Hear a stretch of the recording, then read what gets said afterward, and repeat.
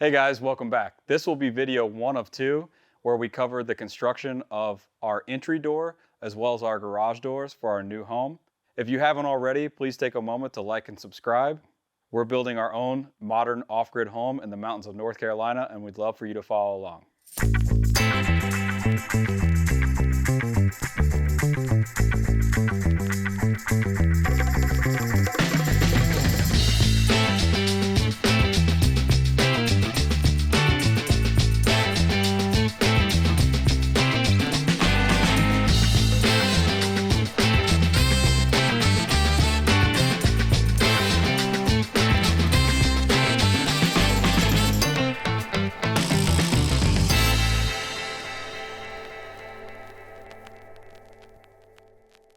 Okay, so I wanted to make this video in case any of you want to build a custom front door or garage doors as well.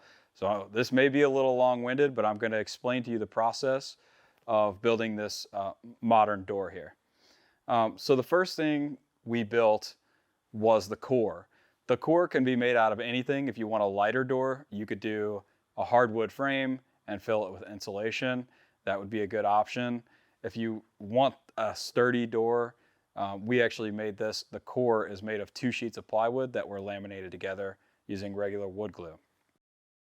We knew we wanted to go with this horizontal plank design, and one of the biggest constraints on this front door, and one of the reasons we built it custom, was that there is an adjacent side light. Actually, there are 2 adjacent side light windows to the right of this door when facing from the exterior, and then there are 3 transoms above.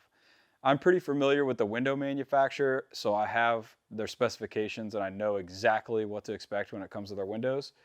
And that's the reason we built this door and used a lot of the figures that we used here. For example, the jamb thickness is exactly the jamb thickness that you'll find on the adjacent windows. The height is exactly the height of the adjacent windows because they're floor to ceiling basically.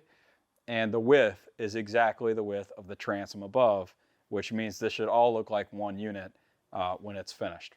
Other than that, we laminated, like I said, the 2 pieces of plywood together. We put a tongue and groove, the tongue side around the edge of the core, and we put the groove on the hardwood frame. There's no real rhyme or reason for the dimensions of the hardwood frame other than the bottom. The bottom of the frame, the thickness of it will depend on what type of seal you're going to use on your door sill. Standard door sills, they'll have a rubber bulb type seal on the bottom. When you close the door, it rubs against the sill, creating an airtight seal to keep bugs and weather out of your home. I don't really like those. They wear out over time, and I wanted to do something different on this one. So we actually ordered a drop down seal. So when you close the door, there's no drag, there's no friction. And when that door finally shuts, the seal pops down, making it airtight between the sill and the door. So the bottom of our frame, hardwood frame, had to be much taller to mortise our seal mechanism into the bottom of the door. Other than that, there's no real reason or necessity to have a thicker bottom of the door frame. So the first thing you want to do if you're going to build a door like this is you need to buy the parts and pieces you're going to need for the door. 1, you need to choose a door handle. You need to also commit to a door thickness because the thickness of the door will affect the handle that you can use or the type of handle you need to order. So the handle, the hinges, the perimeter seal, you need to choose that, and you need to choose a bottom seal. And some people may opt to buy a door sill. There are a lot of extruded aluminum options available that you can pick up online. On this door, I'm not really sure if I'm going to go wood or steel yet. It would be custom made nonetheless. So the hinges we chose are made by M-Tech. They're powder coated black steel and they are ball bearing. So they're really super nice. Those are all mortised in by hand with a chisel and a router actually. We used a router to take the bulk of it, a chisel to take the small bit. But let's get to the frame here because it's probably the trickiest thing to understand. So you need to choose your seal, like I said first, and buy all your hardware. And the reason you need to do that is because your door stop here has to be thick enough to hide your seal when the door closes. So this is the seal that we chose. It's a weather stripping basically what you need to know and why you need to order this first is because you need to know when the door closes and this compresses, you need to know this dimension right here so your door stop will cover it. This is a kerf or card slot installation, which means on this door stop we put a thin saw cut on our table saw all the way around it that this will push into and lock in, making a weather tight seal. So you push this in here, and once it's collapsed, as you can see, it's hidden by this door stop. So that's one thing you'll need to know before making the jamb. You'll also need to know your wall thickness. So our wall is actually a 2x6 wall, but if you can see this, it's actually it's built for a 2x4 wall, and that's because we're gonna maul the windows together a little differently on the interior, kind of making it all look like one unit. So, so once you determine that, you can make your jamb. This is a little over 3/4 to match the adjacent windows, but you could easily go inch, inch and a quarter. Obviously, the thicker you go, the more resistant your door will be to the police.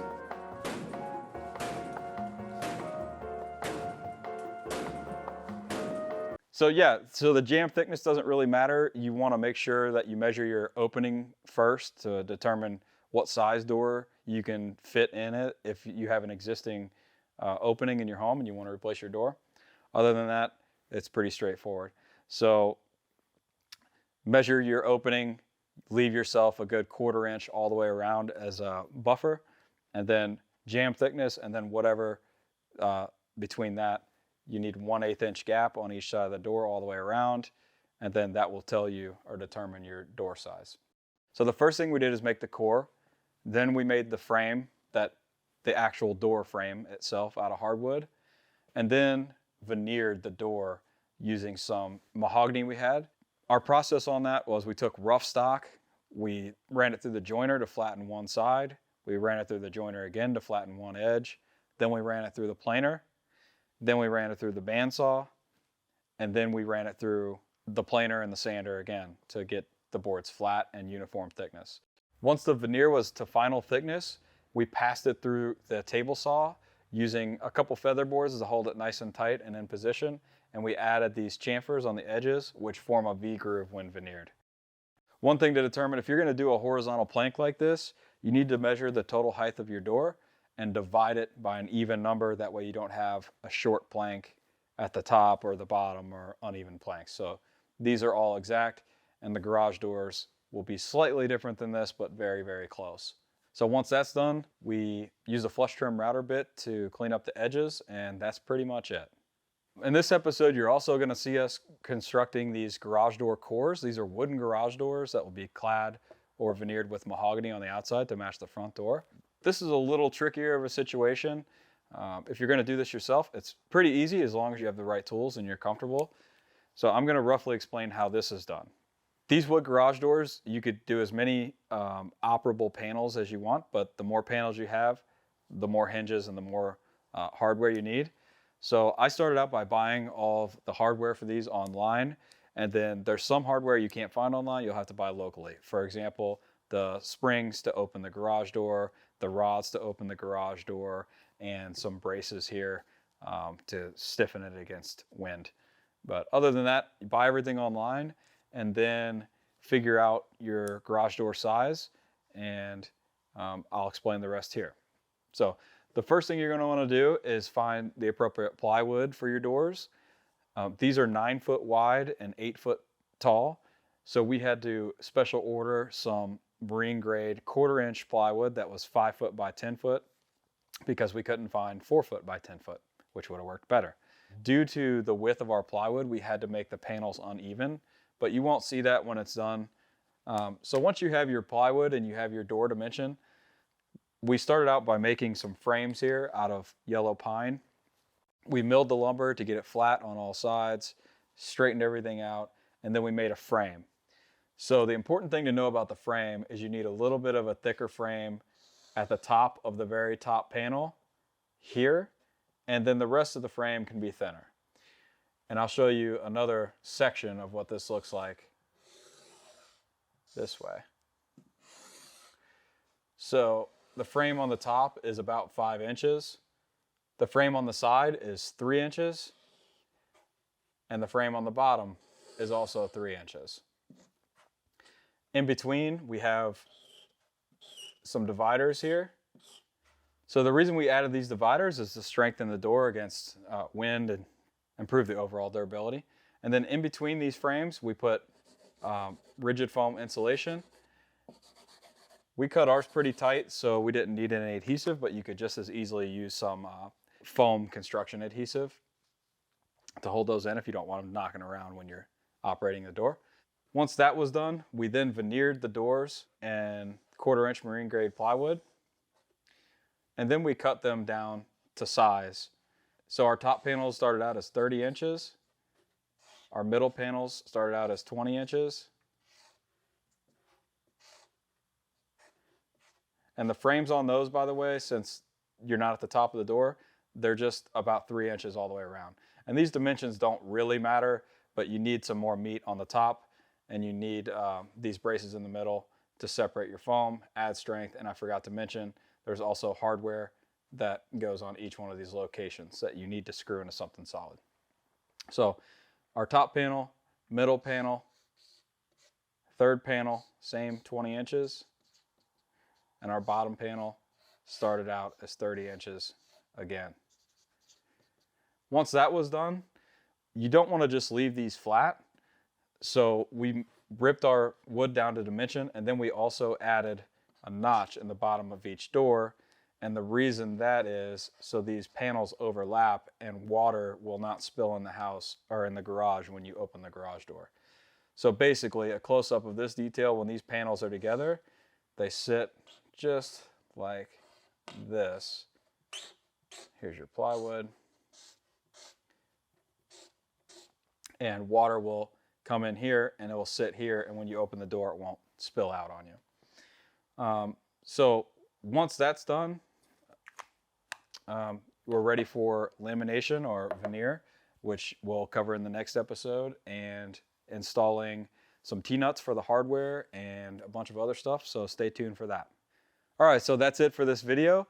Stay tuned for part 2, where we'll complete the build of the garage doors and the entry door and prep them for delivery on our site. We also have an upcoming video of the completion of our foundation, so stay tuned if you're interested in that. Until next time, we'll see you.